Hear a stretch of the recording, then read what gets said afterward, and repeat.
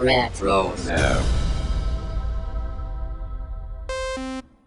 Hey, this is Lauren Mary Kim, and I'm the stunt double for Ahsoka Tano in Clone Wars and the armorer in The Mandalorian. You're listening to Dennis and Jay on Podcast Stardust. This is the way.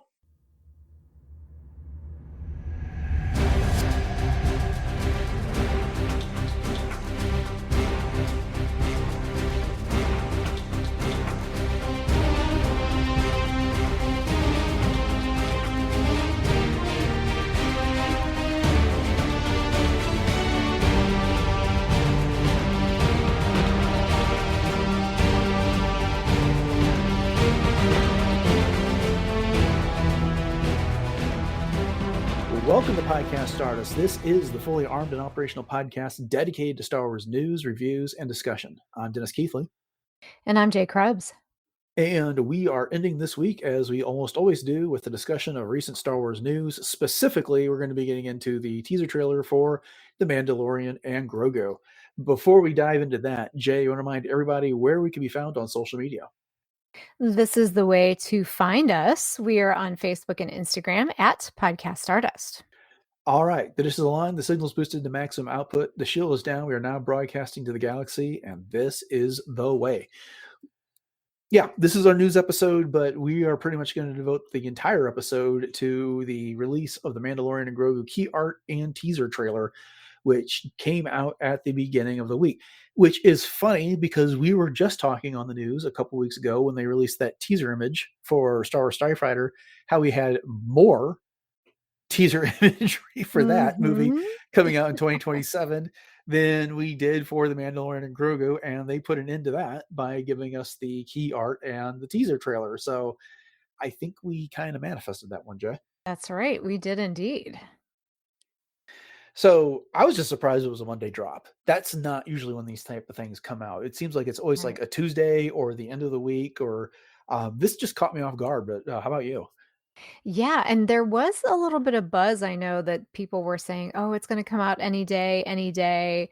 And then for a Monday drop, it's definitely a fun way to start the week, though. Not complaining, that's for sure. Yeah. So let's start with the key art / poster, which you can find over on starwars.com. It's real easy to find right now if you're listening to this concurrently with, instead of in the future.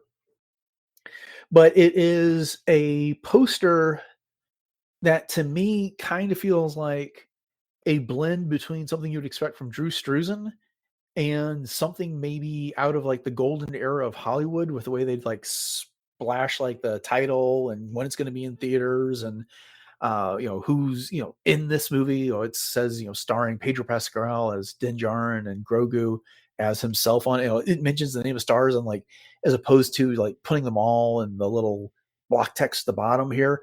But what do you think about the style before we get into the details here? No, I think you nailed it with that description of the morphing there. But I love the fact that, as we know, The Mandalorian and Grogu just in general has that old West feel and the, Saturday morning cereal type things. And this is just so indicative of that. And as you mentioned with the old Hollywood, the lettering itself and just the feeling of it and the look of it, it's definitely something that you would have seen, on a marquee for a theater back in, the 1960s, 1950s. And I just think it's perfect. And the colors and everything are perfect. The movement that it's showing is perfect on here. Right. So some of these details will spill over into our teaser discussion as well. But I kind of talked about the style. The Mandalorian and Grogu is not written in a Star Wars font. I mean, the letters are vaguely Arabic, but they're wavy. They're not the classic yellow outline type letters that we're used to seeing. And then they've got that script, only in theaters, May 22nd, written across that. But just kind of working our way from the top of the poster to the bottom. In the upper left corner, we've got a new Razor Crest, which is decorated with yellow lines, being flanked by a couple of X-Wings. So coming out of the last two celebrations, there's been a Mandalorian and Grogu sizzle reel that's made its way around. You and I have had the opportunity to see it with links that have been shared to us from people who have taken unauthorized video of these things. And we knew that there was some sort of a new Razor Crest showing up. And here it is. Of course, we have absolutely no idea how Din Djarin got his hands on the new Razor Crest. But you excited to see that, or would you rather him going back with the N1? I'm a little ambivalent, quite honestly. I mean, it's such a great feeling to see a Razor Crest again because obviously that was what we were first introduced to, and that kind of goes synonymous with who Din Djarin was at the time. But I mean, the fact that he lost it and then he had the N1, I mean, the N1 was then synonymous with him. So, I mean, I guess it's kind of fun to be able to resurrect the Razor Crest in that way. It's kind of emotionally satisfying and a little nostalgic at the same time. But it's also, I don't know, I hate to call it fan service, but it kind of feels like that in a little bit of a way, but he did need a larger ship. So, I mean, I guess there is that. I mean, the N1 is only so big. Yeah, story wise, I think what saves it is that when we got to the Book of Boba Fett and season 3 of The Mandalorian, he was telling Pelimoto he wanted a new Razor Crest. He Mhm. tasked her with finding a new Razor Crest, and that's not what she came up with. She came with the N1. But yeah, it's a Mandalorian ship. I'm glad to see he's got it there. There's nothing wrong with the N1, and I think they made it even cooler than it was in the Phantom Menace with the way he used it. But I don't know. I'm just kind of glad to see this. I think it's a better ship for him and Grogu. It makes more sense for someone who's going to be bounty hunting. He has someplace Mhm. to, in fact, put his bounties on the ship, and it's also his mobile home when it comes to that. Right, So right. I think it works better for a bounty hunter in that regard. Skipping to another part of the poster, things that are back in the middle right hand side of the poster, we've got the Mandalorian staring down some creature, but he's got a new pulse rifle in his hands, which we have not seen since the end of season 2 when it was aboard the Razor Crest when it got blown up. Right. So I, I'm more excited for that than I actually think I am for the return of the Razor Crest because he's just been wandering around with a pistol for the longest time. But it was that pulse rifle was so cool in the first season and a half of the show. Oh, it really was, and the fact that they pilfered that from the Christmas special, the holiday Uh-huh. special, made it even better. So, but Yeah, yeah, I'm with you. That's such a great ad. yeah, I'm excited to see what they do with that. Of course, in the middle upper portion of the poster, we've got Din Djarin and Grogu. I don't know if there's really anything noteworthy there, kind of the way we're used to seeing them. But then there is an AT-AT to the right of them, and it's kind of that style that is in between what we saw in The Empire Strikes Back and then the AT-ATs we got to see in The Last Jedi. Mhm. But you know, AT-ATs are always welcome as far as I'm concerned. Heck yeah. We get a look at Sigourney Weaver in her unnamed role. There'll be a little bit more about that when we get to the teaser. But if we had any doubt, which we didn't, that she was going to be in the movie, there she is. Any thoughts? Oh, just seeing Sigourney Weaver is just great seeing her represented on here. Yeah. Below her is Grogu again with his Anzellan friends. So if you know what an Anzellan is, think Babu Frick from The Rise of Skywalker. And of course, we got to see them in the third season of The Mandalorian. They rebuilt IG-11. I don't know. I'm curious about them. We'll have more thoughts when we get to the trailer here, but they are just kind of a fun addition. They are. I don't think they needed to add Grogu twice on this poster, though, quite honestly. I'm not Yeah, they sure could why just they had the had to do Anzellans that. there. I don't know why Right. they decided to put him twice, but then again, Din Djarin's on the poster 3 times. True. That's So true. Little action shots here and there. right.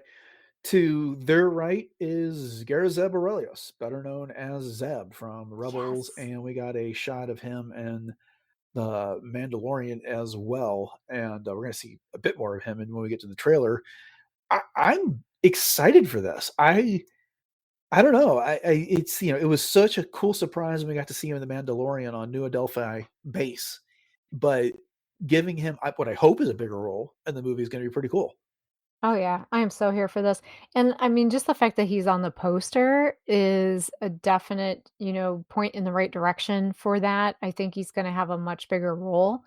And that's such a great tie-in to Rebels. So excited. Agreed, agreed. And then to the right of them is we already talked about the Mandalorian kind of crouching down with the pulse rifle. but he's also on the AT-RT, which is the two-legged smaller walker that we got to see for the first time in Revenge of the Sith. If there was ever a walker made for Din Djarin, it's got to be the AT-RT. That just like suits his style perfectly. Yes, it's very rancorish, but in Yeah. a very, machine sort of way. Yeah, and I'm just thinking back to that episode of the Clone Wars where Mace Windu and what do they call them? The squadron, when they're on Ryloth and they're pinned down by the separatists and they go charging off with those things. Oh, Uh, yeah.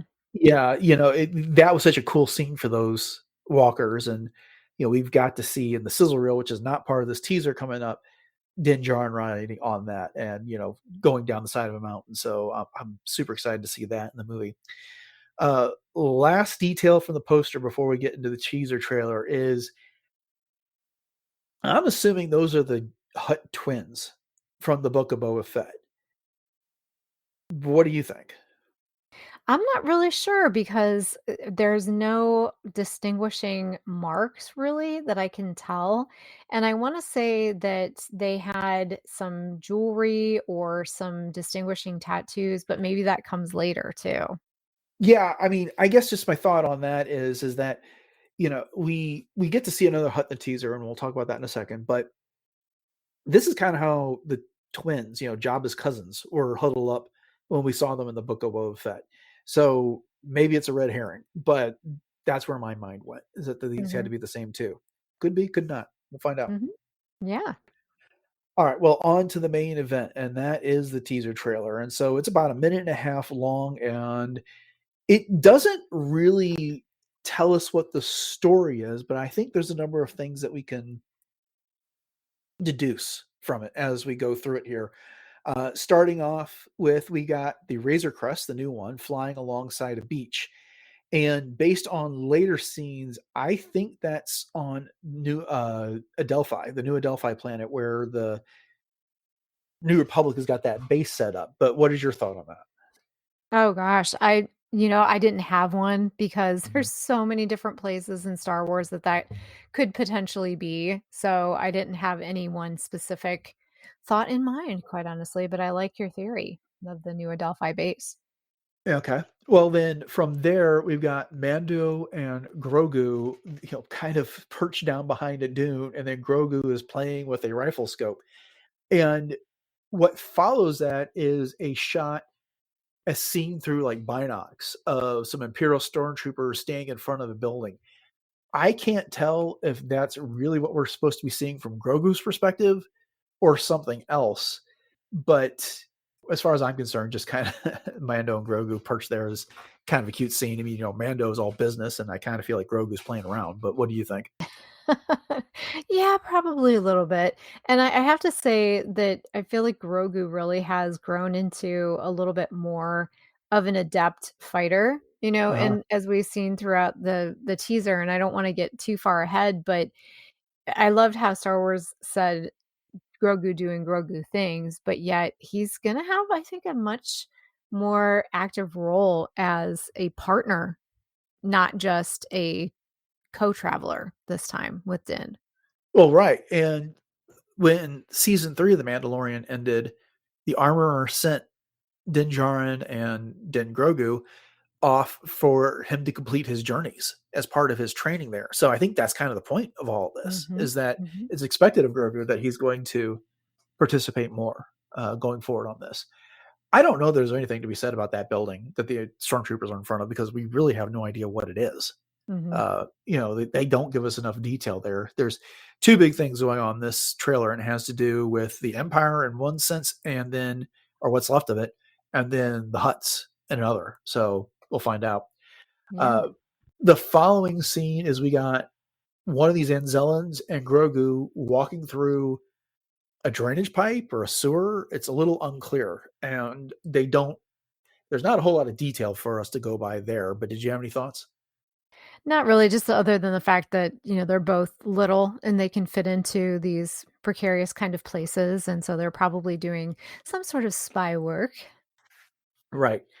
And then we get a big moment where we are introduced to Sigourney Weaver. She has no dialogue in this teaser trailer, but she's sitting in a base are sitting in a booth, which I think is at New Adelphi base, based on a few things that we could see in the background, and then another scene later in the teaser. The rank badge that she has indicates that she's a general, and she kind of looks up at the Mando and Grogu as they sit down. Grogu tries to use the Force to pull over her little tray of snacks, and then she puts her hand down on it to stop him. So kind of a cute little moment there. But what are your thoughts on the introduction of Sigourney Weaver's character in that regard? Yeah, that was good. I mean, she does not need any dialogue to have gravitas in this particular little piece here. And you can tell that she's all about business. I mean, she's got that data pad in front of her and she's analyzing things, but she's got that air about her that she is a leader and that she is someone that you have to reckon with if you want to get anything done. Yeah, and what's also fun is that, I can't remember how long ago it was, but we talked a little bit about a interview that she did, and she was talking, confirming that she was doing this role. And she basically said that, while she wasn't up on everything that was going in Star Wars, one of the things that drew her in was this Grogu character. So Mhm. here she is getting her first scene with him. So that's followed by the Lucasfilm Limited title card, which we naturally come to expect. And then we've got a shot where we're looking at a puddle and there's a city reflected in it, and then someone steps through it, which I'm assuming is Din Djarin, but I'm not certain. I was trying to read the Arabesh that was reflected in the puddle. Most of it is too blurry, but one of the signs does read spice. Nice. So that could literally be anywhere, but considering how much of the huts we see and later part, excuse me, how much of the huts we see in the later part of this teaser, I'm wondering if it isn't like Nal Hutta or Nar Shaddaa or something like that. I mean, that's pure speculation on my part, but what do you think? Mhm. No, I think that's a great guess because those are very famous worlds for spice running and the like. So, Yeah, yeah. yeah. And then the Mandalorian gets to kick someone over a bar. Fantastic. I didn't really notice anything in the background. Did you? No, other than just the fun colors of some of the alcohol. Yeah, there you go. Very All colorful. kinds of new Star Wars cocktails for us to imagine Yeah, there you later, or for go. maybe the film debut at Oga's Cantina in Galaxy's Edge. Nice, yeah. We get to see Grogu jump on the Mandalorian's shoulder. And then we are at a different scene, which looks like they're back in the sewers. And we see an Amani emerging from the water. And if that doesn't mean anything to you, this is a character type. The species is called a monomenon. Amana man. Nomenon. Okay. Amanamanapia? Yeah. I was thinking the Muppets. But at any rate, Nice. one of these, Amanaman. yeah, first showed up in Jabba's palace. And then, in a way, they kind of were like a model for the droidicas. The way they just kind of have that, they're very flat and curved body type of thing, and they featured in some various Star Wars comics. One of the, I want to say Tales of the Empire or something like that, where was that lieutenant that was left in charge of an Imperial squad that they had to fight these things off, and it was a disaster. But that's just kind of one of the things I always appreciate about Dave Filoni and Jon Favreau is they go for those deep cuts from the movies and bring back these characters that we saw in, for a second on screen, whatever, but that diehard Star Wars fans have come to love and embraced like all of the mythology that comes up around these characters. But even if you don't recognize it, you don't have to. It's not important to Mhm. understand what that character came from. Yeah, it's very, very much in universe, but I have to say, I'm always so impressed with your memory and where you pull these things out because that's, I've seen it before, but I could not have told you where exactly. But I think you're right. It doesn't matter. It's very Star Wars-esque. And even though not everyone will get the reference, they certainly Mhm. get the vibe. Right, right. Well, then we get a shot of Din inside the cockpit of the Razor Crest. He revs up the engines, the ship dives, and it's pursued by something, and I couldn't tell exactly what it was. One of the times I watched, I thought he was being pursued by droid starfighters, the Vulture crafts, and another time I thought it was TIE interceptors. But it's so fast, and when I paused it, I couldn't get a great shot. What did you think they were? Oh gosh, it was like you said, it was so fast. It was hard to even get anything much more than a blur. So I don't have any posturings at all on that. But I think vultures or tire interceptors are both really good guesses, Well, and there's given, other stuff that what's going happens. on. Yeah, there's other stuff that happens later in this trailer. It could make it either one and it make Hmm. complete sense. But so this is followed up with a shot of Grogu swimming in the sewers again. I don't know there's too much to say about that other than he's swimming with the little frog-like legs that he and Yoda have. I suspect he'd be very good at it. And then we get a really wonderful shot. And this is Zeb fighting a stormtrooper and swinging his bow rifle while bouncing off the wall. It Oh, so is, good. you cannot pause it and get any great detail, but it is unmistakably Zeb. Oh yeah. And it's glorious because Hmm. we know what kind of havoc Zeb can wreak, and he is definitely doing that here Right. in And we such know a they're going to have glorious to use a way. lot of CGI to make that character. So Mhm, really eager to see how else he comes off over the course of that movie. mhm. Then we have Grogu and the Anzellans on some sort of speeder. Grogu's ears are flapping in the wind. Kind of a cute little moment. Uh-huh. Followed by Mando flying up to a U-wing. So he's got his jetpack on and he flies up to like one of the best cut U-wings we've ever seen. I mean, I'm used to these Yeah, U-wings always being like all grungy from the right? Rebellion era. Good point, good point. Yeah, this was pretty spiffy. Uh-huh. And then we get some scenes that tie together here, and I think they're kind of getting into one of the story or the plot lines of the movie here and now. So we got a crowd cheering, and then we see the back of what looks like a very muscular Hutt lifting his arms up in what appears to be an arena, and everyone's reporting that that's Rhoda the Hutt, so Stinky from the Clone Wars movies, and he's being voiced by the Bears' Jeremy Allen White, and that's been reported all over the place that he was going to be doing the voice for Rhoda there. And I'm going to give a couple different scenes so we can kind of talk about this all in a row. And then we've got Mando and Grogu seated in the crowd, and like one of the few lines of dialogue in the whole thing, the Mandalorian says, "Impressive," and Grogu goes to back to munching on his snack, which looks like the Mantel mix popcorn It from does, Galaxy's yes. Edge. Yeah, Mhm. and then right, so we get this, and then over the course of the rest of this teaser, this is the way. They put up in big letters across the screen, and we get a couple different scenes here that all seem to be tied to this. We got the Mandalorian fighting some sort of mech droids in front of a door that has the Jabba's clan symbol on it, and then he's fighting a Savrit from the Dejarik table. And at one point, he's behind. He's got his like pulse rifle up against his throat. And okay, so let's just focus those kind of like what appear to be Hut arena scenes here. What's your takeaway from all that? Well, first of all, muscular and hut don't typically go together, but in this case, it does. Yeah, So, yeah, I think it's gotta be Rada the Hutt, and because we've been teased about that so much, but I just think it's interesting that a Hutt would be fighting in the arena themselves, but it makes me wonder if there's a specific familial reason why they are, as opposed to being in the audience and spectating and over all of it, which is what they typically do.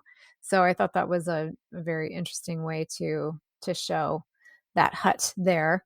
But yeah, I mean just the whole fighting, it goes by so fast, yeah. but there's just so much great action in here and just seeing that pulse rifle and then the action, like you said, the jarg table, so good. So some thoughts on Rhoda. We don't know for a fact that he's even fighting in the arena. He just may be there, making announcements or celebrating. Possibly he's fighting. Hard to say. But when we're talking about muscular huts, the one that came to mind was from the comics. Which were relaunched in 2015 on Nar Shaddaa was a very ripped Hulk known Gracchus the Hutt, and he Right. ran the arena there. And so when we Uh-huh. were trying to figure out earlier where that city is, again, pure speculation on our part, you know, Gracchus got sent off. He was captured by the Empire and sent off to a world that had like a really oppressive gravity. What if Rhoda took it over? What if he's the Oh, replacement? So, I mean, just a thought, speculation on my yeah. part, but I like it. that with the spice sign and everything else, that could be a possibility there. And then the other thing is that those kind of mech looking like droids there. I love those things. They remind me a bit of some of the stuff we got to see in Jedi Survivor. When Cal Kestis is captured and thrown into the arena, there's various droids and stuff around and various bounty hunter droids that come after him and the like. So Yes. that was kind of cool. And as an aside, we kind of commented on a minute ago when we talked about the Amani alien that's there. I really like how they are leaning into a lot of the classic stuff here, as opposed to inventing a whole batch of new aliens again that we got to see with like all the Disney era movies. They're doing what The Mandalorian did, and that's kind of like lean into the familiar. We don't need another new race here. Give us the stuff that we've seen before, and they make it unique, and I appreciate that. Yeah, I appreciate that as well. And I know we've talked about that several times, that's one of the definite things that we appreciated about the series in and of itself is that it's got that nostalgia factor. Mhm. But yeah, because you really don't need all those new aliens. Not necessarily saying that that's Well, not a good thing, but, it's nice to have the familiar and the yeah, I'm classic. not opposed to getting the new ones, but Sure. I want you to blend them in with the old stuff more Right. than what they do. All right. Well, then we get a pretty cool like capstone scene here, and that is the Mandalorian and Grogu launching out of the cockpit of an AT-AT right before it blows up and falls over the side of a snowy cliff. And it was the third AT-AT in a row of them, like kind of walking on this ridge here. And I referenced that scene from the Clone Wars where Mace and the clones get in the ATRTs and go charge against the battle droids. It's Oh, the same yeah. type of thing there. Those ATTEs were on like a ridge path on the side of a mountain taking fire. And then, and now I got the AT-ATs like walking along the same type of path on the ridge of the cliff. Mhm. And, he sabotages this one. Now, in the sizzle reel, we got to see a whole lot more of that scene. But this was just cool. It's so much fun getting to see him in action this way. Oh, for sure. And I like this scene definitely because everything else is just so boom, boom, boom, fast, fast, fast. And then it's almost like in slow motion that you Yeah, see that AT-AT just air AT-AT going off the side of the cliff. Love indeed. it. Right. And then we get the Mandalorian and Grogu title card of the statement that it's been forged for IMAX. So I'm definitely gonna have to find an IMAX theater to go see this at some point next year. Yes. And then the little final scene that we got here is again in the sewers. Some one-eyed creature rat type thing rears up its face and snarls at Grogu, who turns around and shoots it with a little pink ball right in the eye. And then that Anzellan says, "Good job, baby," as they wander off. So I think made us laugh because that same Anzellan was bad baby was what he was saying to Grogu in season Right. 3 there. So and then of course they let us know it's coming in May 2026. So I for me this is an A plus on this teaser. I didn't feel like we really learned the details of the story. We didn't need to, but we got enough scenes and cool aliens and starfighting and all that stuff to get us excited. But how about you? Oh, yeah, it's just enough of a tease, like you said, we don't need a whole lot of detail.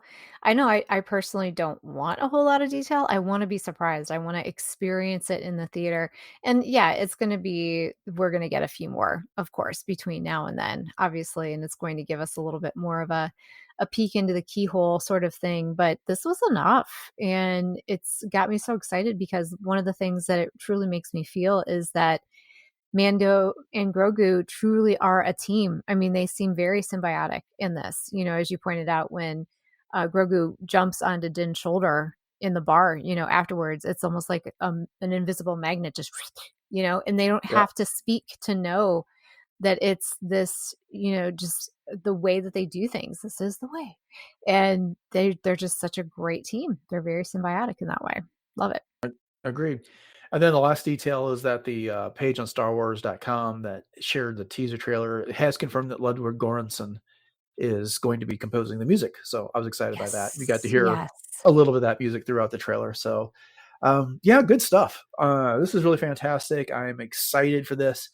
I'm with you. I don't need all the story details. I just, for the fun of it, like to see some of the hype train ramped up a little bit. just to continue to give us these things to talk about and look forward to. But yeah, of course, we're going to go see the movie even if they don't give us anything more. But we all know there's another trailer coming at some point. So we'll look out for that. Indeed. All right. Well, then that'll do it. That is our look at the Mandalorian and Grogu teaser trailer. And thank you all for joining us on this episode of Podcast Stardust as we shared this week's news. We hope you've enjoyed it. If you haven't done so, subscribe to the show on your podcatcher of choice. And then do us a great favor by rating and reviewing the show. That'll help others find the shows. That powers the algorithm somehow, some way. Don't know. Just know that's the way it works. And if you want to find more shows on beyond what you're going to get on your podcatcher of choice, head over to retrozap.com.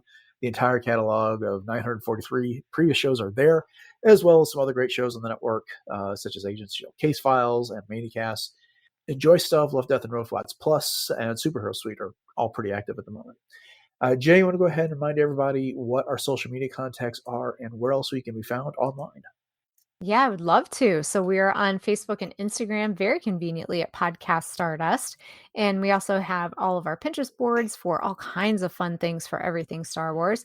And we have our 2 YouTube outlets. So you can find us on the traditional YouTube as well as YouTube Music. So head over to both of those, like, subscribe, and share those out with all of your friends. And then we also have our TeePublic store where you can pick up one of 7 different show logo designs, or all 7 if you so desire, of Podcast Stardust goodness on everything from t-shirts and sweatshirts to coffee mugs and home goods and pretty much everything in between. So once again, the link to that is in our show notes. And if you do happen to pick something up, we thank you in advance because all of those purchases do help to support the show. All right. Upcoming on the show on Monday, we are beginning our look at the new Lego series, Rebuild the Galaxy Pieces of the Past. We'll be discussing episode 1. And then on Wednesday, we've got a great discussion of Sanctuary, a Bad Batch novel by Lamar Giles. That make sure you want to join us for that. So thanks for listening to episode 944 Podcast Stardust, everyone. Have a great weekend. And until next time, may the Force be